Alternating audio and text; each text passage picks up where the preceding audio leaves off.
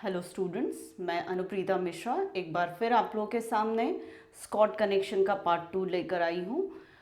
इसमें आज मैं डिस्कस करने वाली हूँ location of neutral point. Balanced load है अगर टू फेस का तो क्या सप्लाई बैलेंस्ड रह पाता है, ये सारी चीज़ें मैं डिस्कस कर रही हूँ। मैं एक चीज़ और आप लोगों से कहना चाह रही हूँ कि अगर मेरा पढ़ाना स्लो लग रहा हो तो मैं थोड़ा सा इसके फेवर में स्लो पढ़ाने के इसलिए हूँ क्योंकि इलेक्ट्रिकल इंजीनियरिंग उतना आसान नहीं है और ये डिफ़िकल्ट है इलेक्ट्रिकल इंजीनियरिंग। तो स्लो पेस के साथ ग्रेजुअली हम एक एक कॉन्सेप्ट को ग्रास्प करें तो बेटर होगा, क्योंकि जितने भी जनरलाइज कॉन्सेप्ट्स मैं यहाँ इम्प्लीमेंट कर रही हूँ ऑलमोस्ट वो सभी सब्जेक्ट जो हैं इलेक्ट्रिकल मशीन से रिलेटेड वाले, चाहे पावर सिस्टम हो, हाई वोल्टेज हो, सब जगह पर ये कॉन्सेप्ट्स कॉमनली इम्प्लीमेंटेड रहते हैं।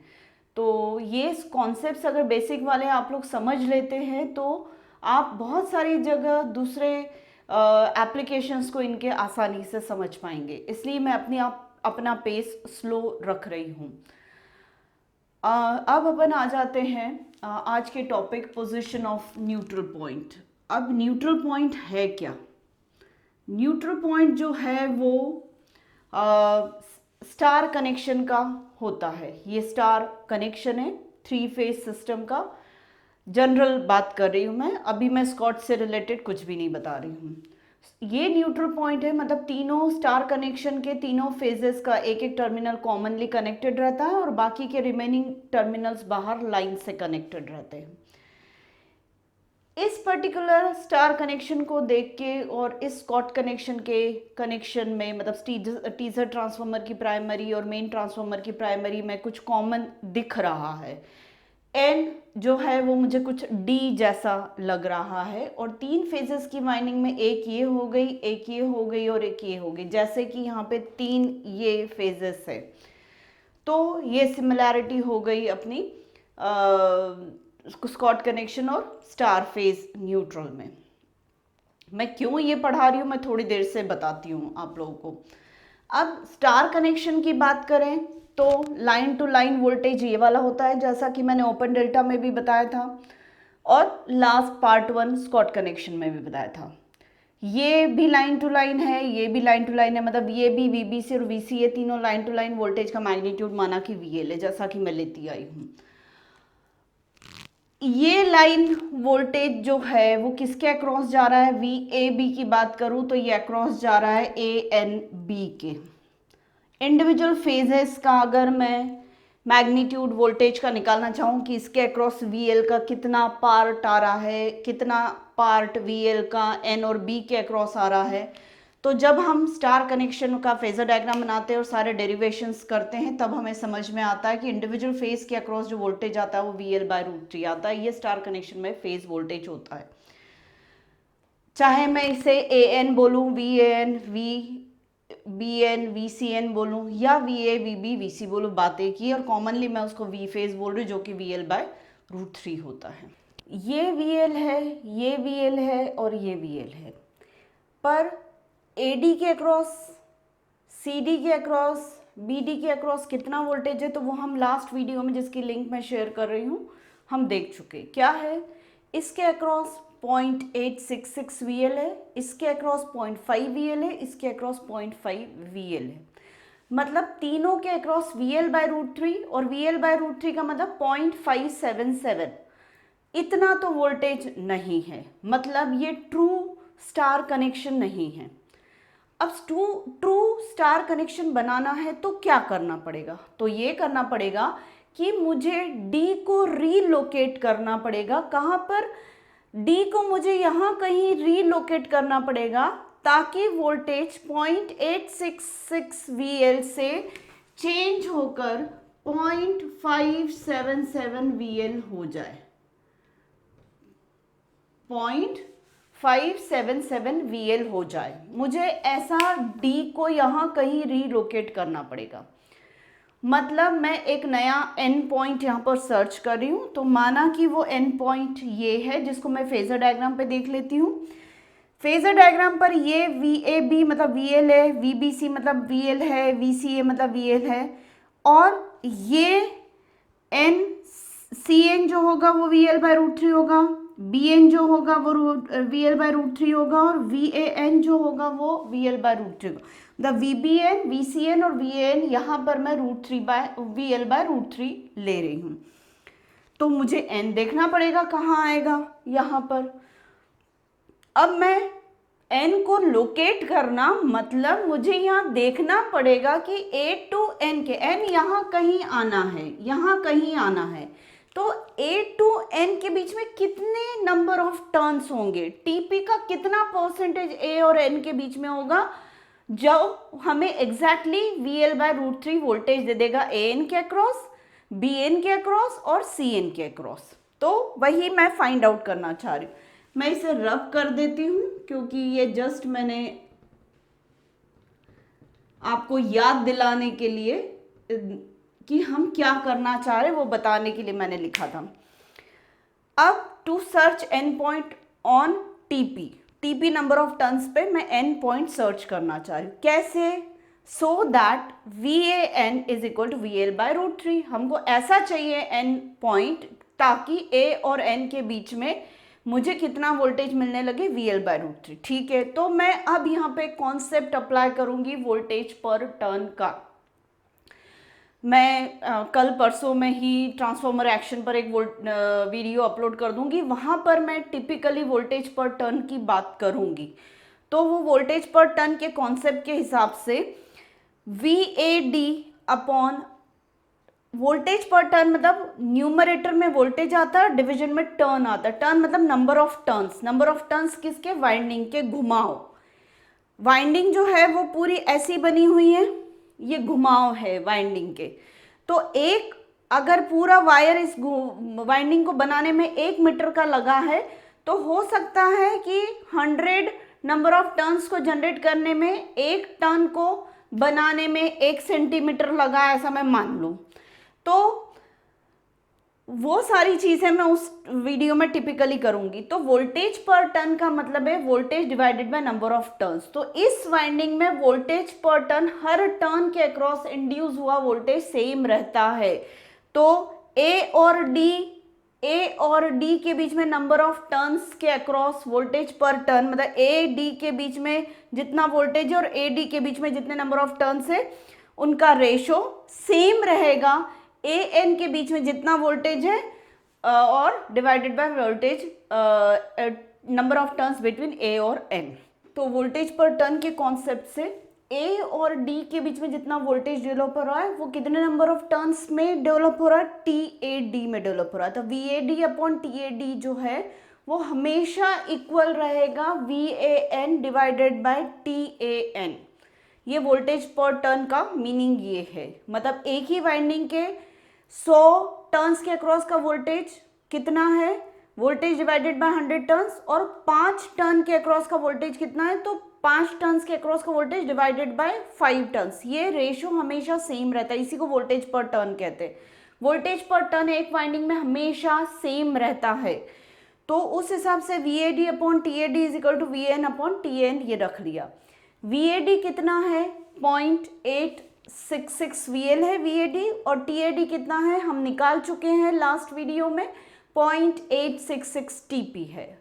डी को हमने रीलोकेट किया था ना 86% पर, तो वो लिखा है।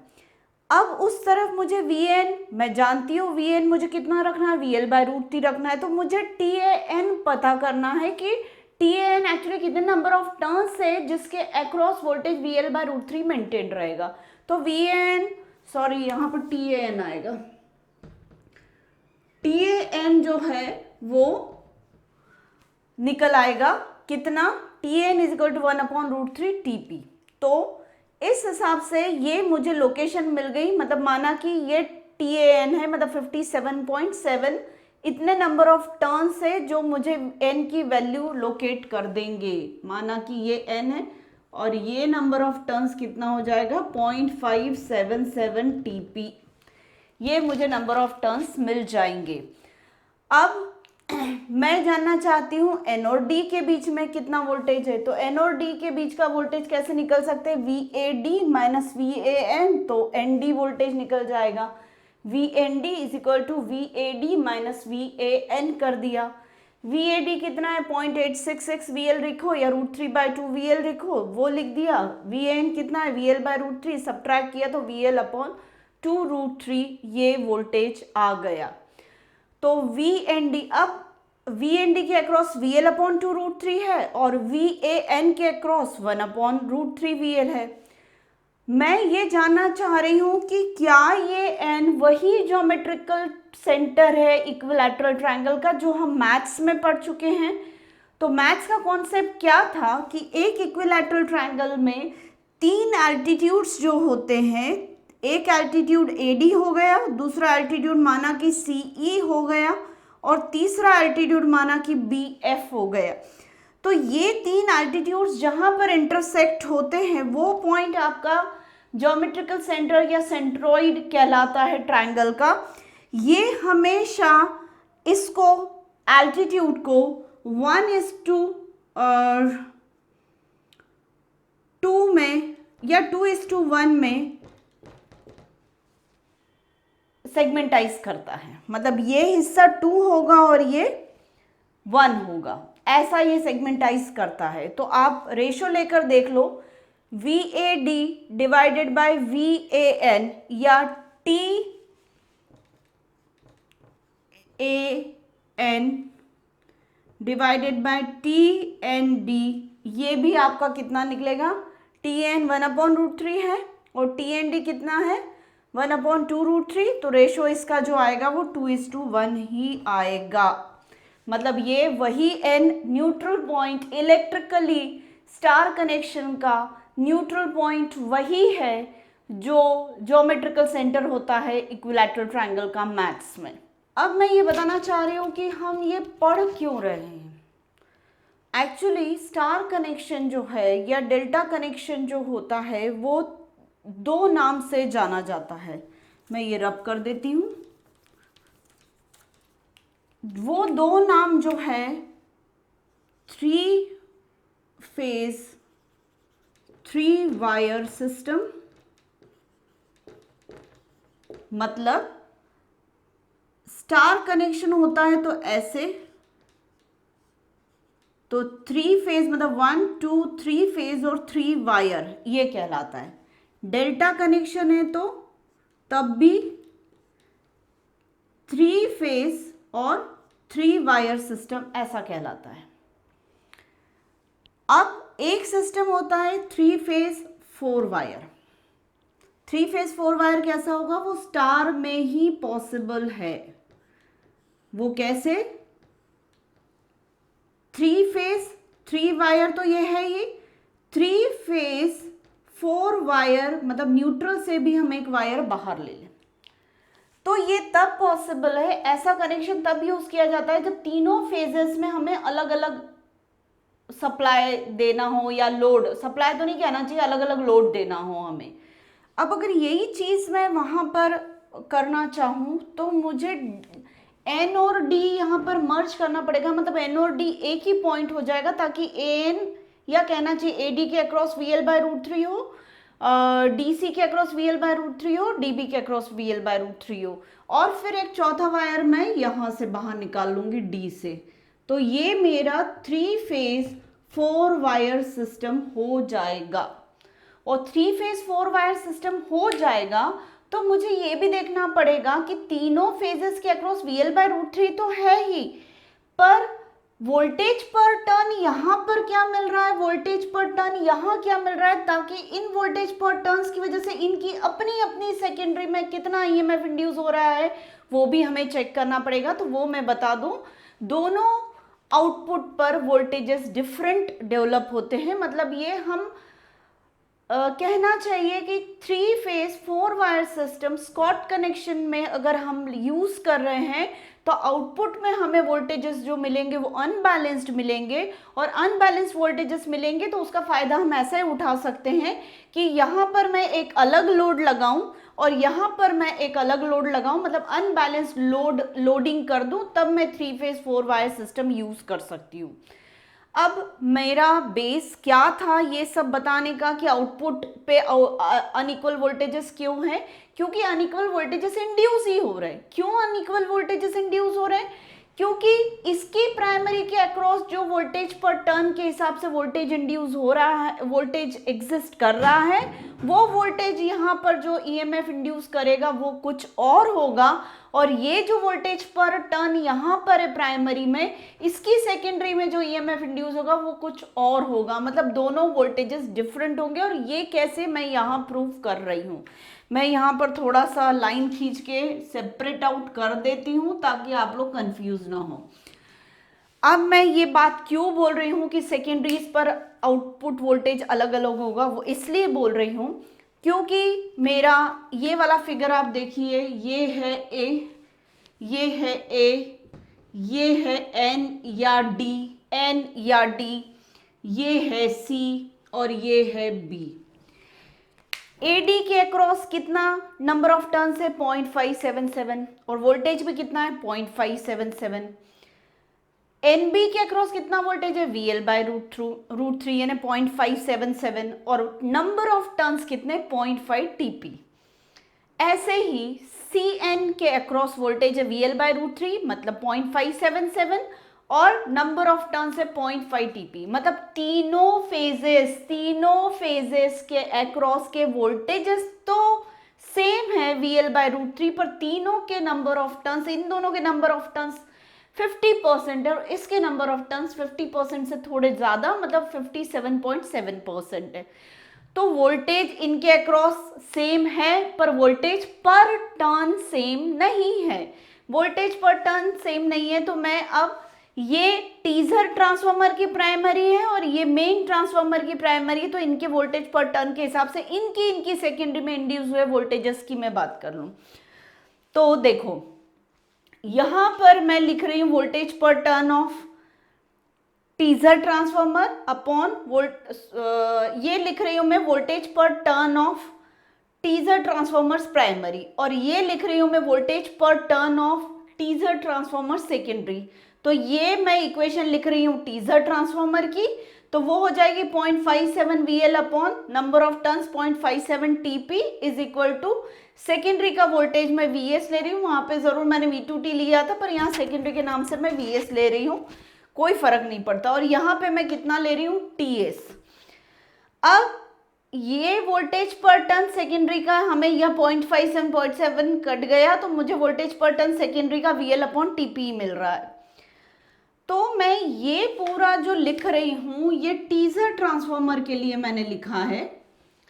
टीजर ट्रांसफार्मर की प्राइमरी के अक्रॉस का वोल्टेज 0.577 डिवाइडेड बाय इसके नंबर ऑफ टर्न्स 0.577 TP और इसकी सेकेंडरी के अक्रॉस का वोल्टेज मैं VS लिख रही हूँ, V2T नहीं लिखा, VS लिख दे रही हूँ divided by number of turns और TS है, इसके नंबर ऑफ टर्न्स TS है सेकेंडरी वाइंडिंग के, तो VS अपॉन TS ऐसा रेशियो लिख रही हूं।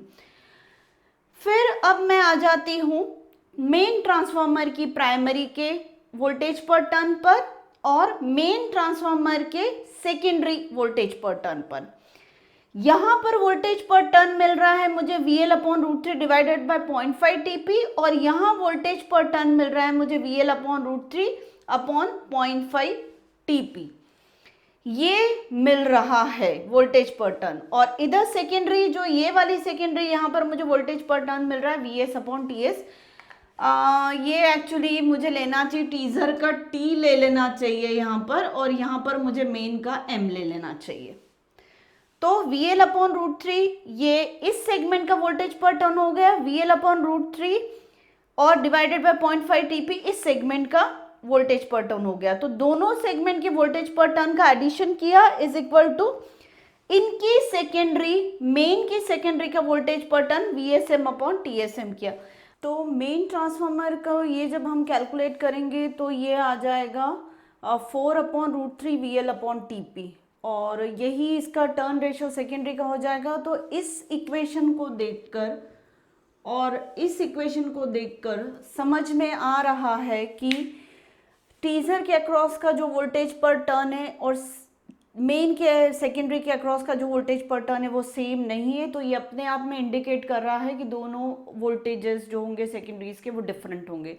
तो इसलिए हमें चूंकि 3 फेज 4 वायर स्कॉट कनेक्शन में हमें आउटपुट 2 फेज वोल्टेज जो है वो इम्बैलेंस मिलता है, तो हम लोड जो लगा सकते हैं, यहाँ पर एक अलग लोड लगा सकते हैं और यहाँ पर एक अलग लोड लगा सकते हैं, और अपना पर्पस यहाँ पे भी हम सॉल्व कर सकते हैं 3 phase two 2 phase unbalanced supply का।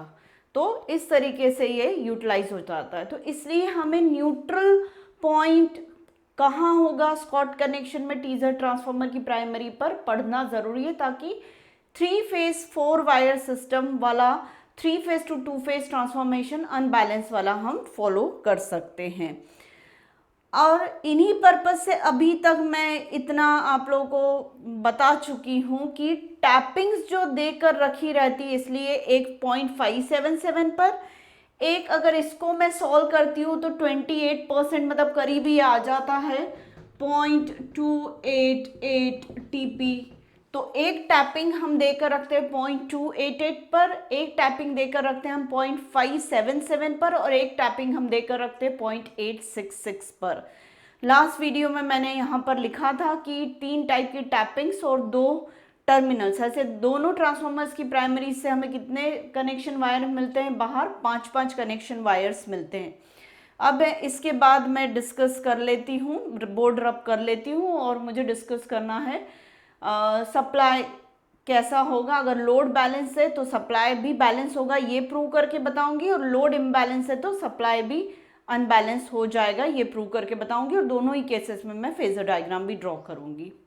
अब हम इनपुट और आउटपुट करंट्स को चेकआउट कर लेते हैं स्कॉट कनेक्शन के लिए, कि अगर हमें आउटपुट करंट मालूम है तो इनपुट करंट कितना होगा। तो मैं I2T और I2M जो सेकेंडरी मेन ट्रांसफार्मर और टीजर ट्रांसफार्मर के करंट्स हैं, उनके टर्म्स में मैं प्राइमरी के लाइन करंट्स IA, IB और IC फाइंड कर लेती हूँ।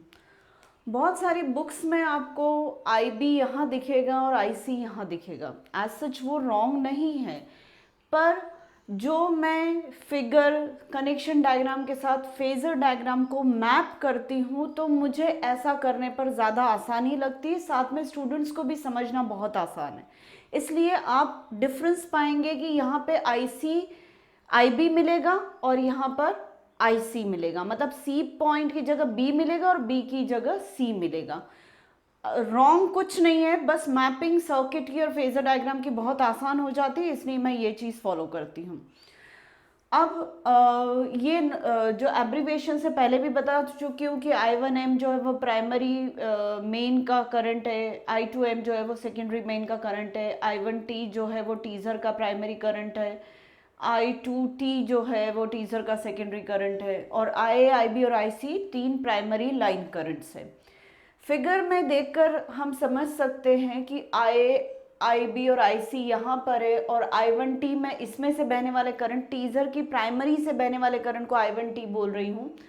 तो IA और I1T एक जैसे हैं। फिर से मैं रिपीट कर दूँ, जैसे I1M है वो ये वाला करंट हो जाएगा, I2M जो है वो ये वाला करंट हो जाएगा, I1T जो है वो टीजर से बहने वाला करंट हो जाएगा, I2T जो है वो टीजर की सेकेंडरी से बहने वाला करंट हो जाएगा। थोड़ा सा डॉट कन्वेंशन का भी यहाँ ध्यान दिया है कि मैंने डॉट्स लगा दिए, रेड डॉट्स। तो रेड डॉट के हिसाब से प्राइमरी में डॉट से अगर करंट एंटर कर रहा है तो सेकेंडरी से डॉट से करंट लीव आउट होगा, बाहर निकलेगा। मतलब प्राइमरी में अगर डॉट से करंट एंटर कर रहा है तो सेकेंडरी में डॉट से करंट बाहर जाएगा। वही सेम कन्वेंशन मैं फॉलो कर रही हूँ। अदरवाइज एक डॉट से, वैसा कन्वेंशन ये होता है नॉर्मली कि एक डॉट से करंट एंटर करता है तो दूसरे डॉट से करंट बाहर जाता है। अगर प्राइमरी के डॉट से बाहर करंट दिखा रहा है तो सेकेंडरी के डॉट में एंटरिंग दिखाना पड़ेगा, ये होता है। मतलब एक डॉट से करंट एंटर कर रहा है, दूसरे डॉट से करंट बाहर जाएगा। सेम चीज़ यहाँ पर मैं एक डॉट से करंट को एंटर दिखा रही हूँ, दूसरे डॉट से करंट को बाहर, तो ये डॉट कन्वेंशन के हिसाब से बिल्कुल करेक्ट है। अब मैं IA को I1T के बराबर बोल सकती हूँ, सो I write like this, IA is equal to I1T। अब सेकेंडरी के जो दोनों करंट्स है I2T और I2M, उन दोनों को मैं मैग्नीट्यूड वाइज सेम बता रही हूँ और उसको नाम दे मैग्नीट्यूड दे रही हूँ I2, मतलब I2T और I2M दोनों का जो मैग्नीट्यूड है वो सेम है I2। अब एक होता है मैग्नेटाइजेशन करंट ट्रांसफार्मर में और एक जो होता है वो लॉस करंट होता है। तो मैग्नेटाइजेशन करंट, ये जो भी करंट की बात मैं कर रही हूँ, ये करंट के बारे में मैं डिटेल में ट्रांसफार्मर एक्शन में बात करूंगी। तो यहाँ पर हम मान कर चल रहे हैं कि मैग्नेटाइजेशन करंट जो है वो निगलेक्ट करके चल रहे हैं। तो एमएमएफ बैलेंस वाली जो कंडीशन होगी, मतलब प्राइमरी का एमएमएफ और सेकेंडरी का एमएमएफ दोनों बराबर होंगे। ये सारी बातें मैं ट्रांसफार्मर एक्शन में करने वाली हूँ। आपका यहाँ पर कोई अगर डाउट होगा तो आप मेरा वो वीडियो देख लीजिएगा, अपलोड करने पर नेचुरली वो नोटिफिकेशन आप लोगों के पास आ जाएगा, तो वहाँ पर सारी चीज़ें क्लियर हो जाएंगी। एमएमएफ बैलेंस क्या है, मैग्नेटाइजेशन करंट क्या है, लोड करंट क्या है, वो सारी चीज़ें। तो यहाँ पर मैं एमएमएफ बैलेंस वाला कॉन्सेप्ट लेकर चल रही हूँ। तो टीजर ट्रांसफार्मर की प्राइमरी में जितना एमएमएफ होगा, और एमएमएफ हमेशा number of turns into current होता है, वही इक्वल होगा टीजर ट्रांसफार्मर की सेकेंडरी का एमएमएफ। मतलब टीजर ट्रांसफार्मर की प्राइमरी का एमएमएफ मतलब I1T into number of turns 0.866 TP, और सेकेंडरी ट्रांसफार्मर के एमएमएफ का मतलब है I2T इंटू TS, क्योंकि सेकेंडरी के नंबर ऑफ टर्न्स TS है। तो वही मैं यहाँ पर लेकर चल रही हूँ। प्राइमरी का करंट टीजर ट्रांसफार्मर का I1T है और नंबर ऑफ टर्न्स TAD है। A ये टर्मिनल है और D ये टर्मिनल है, जो कि हम पहले भी पढ़ चुके हैं। तो TAD ये हो जाएगा equal to I2T into number of turns secondary के TS है। और तो इस तरीके से एमएमएफ बैलेंस इक्वेशन प्राइमरी के लिए ये हो गई है। अब ये एमएमएफ बैलेंस के हिसाब से अगर मैं TAD को सब्सटीट्यूट करती तो √3/2 TP हो गया, जो कि हमने 0.866 निकाला था। और I2T TS तो है ही, तो मैं यहाँ से IA निकाल सकती हूँ। √3/2 TP का 2 डिवाइडेड बाय √3 करके उस तरफ ले गई। I2T ये रहा और TS ये रहा, और ये TP डिनोमिनेटर में चला गया, मतलब 2 न्यूमरेटर में गया, √3 डिनोमिनेटर में गया तो वो ये हो गया, TP डिनोमिनेटर में गया तो वो ये हो गया, और TS ये है, I2T ये। इस तरीके से मेरे पास IA की वैल्यू ये आ गई है। अब एक कॉन्सेप्ट है ट्रांसफॉर्मेशन रेशियो का। ट्रांसफॉर्मेशन रेशियो हमेशा secondary number of turns divided by primary number of turns होते हैं, तो वो ये होता है। और ट्रांसफॉर्मेशन रेशियो को हमेशा K बोला जाता है, पर उसके साथ साथ एक और एब्रीविएशन यूज़ किया जाता है स्मॉल a का, और उसको कहा जाता है टर्न रेशियो। ये जो के इन्वर्सली प्रोपोर्शनल होता है A, मतलब A की वैल्यू होगी TP/TS और K की वैल्यू होती है TS/TP। तो यहाँ पर मैं A इंट्रोड्यूस कर रही हूँ TP/TS करके, तो वो मुझे I के एक्सप्रेशन में 2/3 I2T और TP/TS को मैं अपॉन में स्मॉल a सब्सटीट्यूट कर दे रही हूँ। इसी से अगर मैं जम्बलिंग करके I2T निकालना चाहूँ तो I2T is equal to IA into A, और ये रेसिप्रोकेट हो जाएगा उधर जाके, तो √3 डिवाइडेड बाय 2। तो इस तरीके से मुझे IA की वैल्यू तो मिल गई है, या कहो I2T की वैल्यू मिल गई। पर अभी मेरा टारगेट क्या है, सेकेंडरी करंट्स के रिस्पेक्ट में प्राइमरी के लाइन करंट्स निकालना, तो मैं IA को लेकर चल रही हूँ और आगे मैं IB और IC को भी निकाल रही हूँ। अब मैं अगर MMF बैलेंस इक्वेशन लेकर चलती हूँ मेन का भी, तो उसमें क्या मिलेगा, यहाँ पर देखने पर समझ में आ रहा है कि IB करंट ऐसे फ्लो होने वाला है, ये IB करंट है, और IC करंट ऐसे फ्लो होने वाला है। IB कितने नंबर ऑफ टर्न से फ्लो होने वाला है, 0.5 इंटू TP से, और IC कितने नंबर ऑफ टर्न से फ्लो होने वाला है, 0.5 TP से। पर दोनों की डायरेक्शन अपोजिट होने की वजह से यहाँ पे जो MMF डेवलप होगा और यहाँ जो MMF डेवलप होगा उसकी डायरेक्शन अपोजिट होगी, एक प्लस में होगा एक माइनस में होगा। डॉट कन्वेंशन के हिसाब से पॉजिटिविटी जो मैंने मेंटेन करके चली है उसके हिसाब से मैं IB की टर्म को प्लस में ले रही हूँ और IC की टर्म को मैं निगेटिव में ले रही हूँ। तो ये मेरा कॉन्सेप्ट IB इंटू मतलब number current into number of turns minus current into number of turns, ऐसे MMF, ये प्राइमरी का MMF हो गया मेन ट्रांसफार्मर का, सेकेंडरी का MMF मेन ट्रांसफार्मर का I2M into number of turns इसके TS है, तो I2M इंटू TS हो गया। अब यहाँ पर 0.5 TP बाहर निकाल लिया दोनों टर्म से, तो ब्रैकेट में मेरे पास IB माइनस IC रहेगा और I2MTS तो है ही।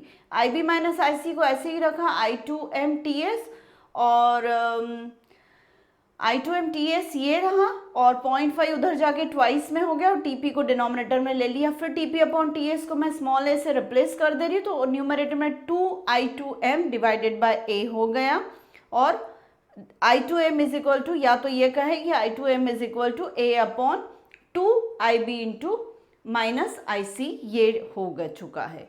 अब मैं इसके आगे का आपको IB और IC का एक्सप्रेशन बताने के लिए मैं थोड़ा सा बोर्ड को रब कर देती हूँ। अब किसी भी 3 फेज सिस्टम या 3 फेज नहीं, यहाँ पर कहूँ तो IA ऐसा आ रहा है, IB ऐसे आ रहा है, IC ऐसे आ रहा है और IA ऐसे आ रहा है, तो D पॉइंट पे, at D point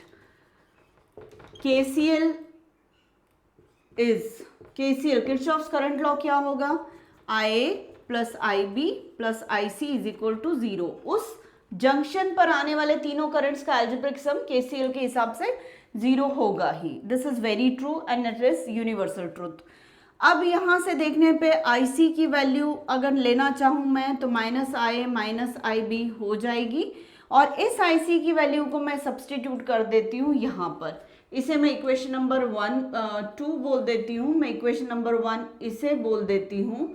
equation number 2 जो है उसमें मैं सब्सटीट्यूट कर दे रही हूँ माइनस IC, तो ये हो जाएगा इक्वेशन नंबर 2 जो कन्वर्ट हो जाएगी IB माइनस IC की जगह प्लस IA प्लस IB आ जाएगा equal to twice I2M upon small a।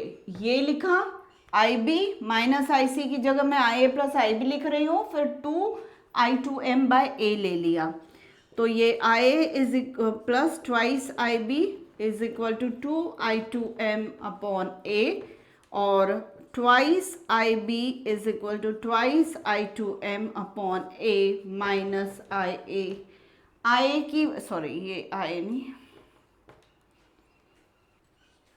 तो ये हो जाएगा IB is equal to I2M by a minus IA by 2, ये मेरी IB की वैल्यू हो जाएगी। और सिमिलरली जब मैं IC की वैल्यू फाइंड आउट करने के लिए पूरा जम्बलिंग करूँगी तो मुझे IC की वैल्यू जो मिलेगी वो मैं यहाँ लिख देती हूँ, IC is equal to minus I2M by a minus IA by 2, ये मिलेगा। इस तरीके से मेरे पास IA, IB और IC in terms of secondary load current मिल चुका है। अब पर यहाँ मुझे ये सब तीनों एक्सप्रेशन को देख के IA जो बन रहा है एक ही टर्म से, IB जो बन रहा है 2 टर्म से, एक प्लस में एक माइनस में, IC जो बन रहा है वो 2 टर्म से, दोनों माइनस में, मुझे नहीं समझ में आ रहा है कि बैलेंस्ड लोड देने पर भी IA, IB और IC बैलेंस्ड है कि नहीं। तो हम एक एक एग्जाम्पल लेके चलते हैं बैलेंस का और एक अनबैलेंस का। IA, IB, IC फिर से लिख दिया है जो हमने फाइंड आउट किया था। अब फिर से वही अजम्पशन जो मैं पहले ले चुकी हूँ उसको रिपीट कर रही हूँ कि I2M, I2T दोनों को मैं I2 के इक्वल मैग्नीट्यूड में ले रही हूँ। अब एक एग्जाम्पल ये ले रही हूँ कि मैं I2T और I2M में I2T को मैं रेफरेंस पर मानकर चल रही हूँ, मतलब उसका एंगल 0 ले रही हूँ और ये मानकर चल रही हूँ कि I2T ऐसे फ्लो हो रहा है और I2M जो है वो ऐसे फ्लो हो रहा है, तो दोनों के फेजर्स 90 डिग्री पे होंगे, मतलब I2T का फेजर ऐसा और I2M का फेजर ऐसा लेकर चल रही हूँ। तो I2T अगर 0 डिग्री दिखा रहा है तो I2M माइनस 90 डिग्री दिखाएगा, तो उस हिसाब से मैंने I2 को माइनस 90 डिग्री एंगल पर ले लिया।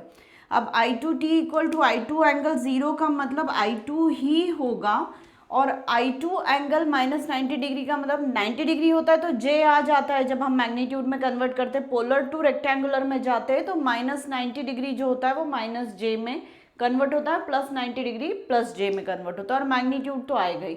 तो ये बन जाएगा माइनस J I2 और ये हो जाएगा I2 एंगल 0 को मैं I2 लिख सकती हूँ। अब I हमें मालूम है कितना है, 2/√3 I2 बाय a। तो आई टू टी की जगह, sorry 2/√3 I two T by A है, तो आई टू टी की जगह मैं क्या रख देती हूँ, आई टू, तो आई टू रख दिया, तो आई ए का एक्सप्रेशन जो हो गया वो 2/√3 आई टू बाय ए हो गया है।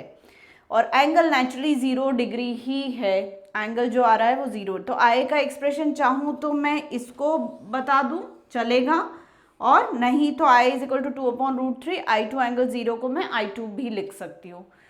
अब चलते हैं अपन इक्वेशन आई बी की, जो आई बी इक्वल टू कितना है, आई टू अपॉन ए है और माइनस आई अपॉन टू है, तो माइनस आई अपॉन टू को मैंने पहले लिखा, फिर आई टू एम ए को बाद में लिखा।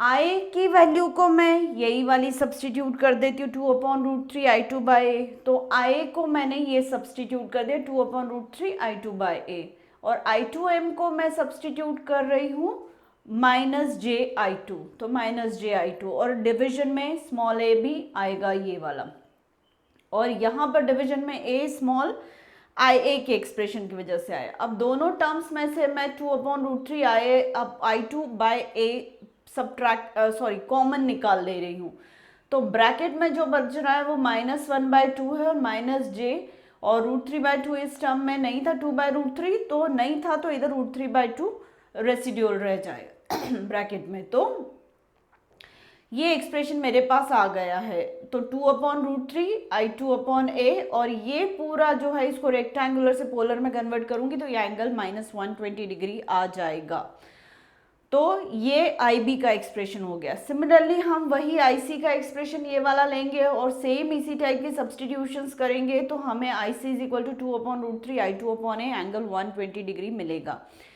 कहने का मतलब ये है कि तीनों के मैग्नीट्यूड आप चेक करो, 2/√3 I two A, 2/√3 I two by A, 2/√3 I two by A, मतलब तीनों के मैग्नीट्यूड्स आई आई बी और आई सी के सेम है, और तीनों के एंगल में डिफरेंस 120 डिग्री का है, ये 0 डिग्री पर है, ये -120 डिग्री पर है और ये +120 डिग्री पर है। इस तरीके से हमने ऑब्जर्व किया कि बैलेंस्ड हमने कंडीशन ली, मतलब दोनों के मैग्नीट्यूड सेम ले लिए और एंगल का डिफरेंस 90 डिग्री ले लिया, कौन से, लोड करंट्स का, लोड साइड का, और हर बार मैं बताऊं तो लोड को मेजर समझना चाहिए करंट से ही, तो इसी लोड की जब बात की तो मैं करंट की बात कर रही हूँ, वोल्टेज की ज़रूरत पड़ती तो वो भी करती, तो यहाँ पे करंट, लोड करंट हमने 90 डिग्री फेज डिफरेंस पर ले लिया था एग्जाम्पल के बतौर, और मैग्नीट्यूड सेम ले लिया था, तो पाया कि सप्लाई साइड भी क्या रहती है, बैलेंस्ड ही रहती है। अब मैं बोर्ड रब कर देती हूँ, ये बैलेंस्ड कंडीशन का फेजर डायग्राम मैंने ड्रॉ किया हुआ है, इसको मैं समझा देती हूँ, और सिमिलरली इसमें क्या चेंज करेंगे तो अनबैलेंस्ड का फेजर डायग्राम क्रिएट हो जाएगा, वो बता देती हूँ। ये मेरा रेफरेंस डायग्राम वही है, बस लोड लगा दिया है, और लोड जो है वो cos phi power factor lagging का है। इसका मतलब क्या है कि इसमें से बहने वाला करंट इस वोल्टेज को फाई एंगल से लैग करेगा, और इसमें से बहने वाला करंट मतलब I2M V2M को फाई एंगल से लैग करेगा, और V2T को I2T फाई एंगल से लैग करेगा, ये मीनिंग है इसका।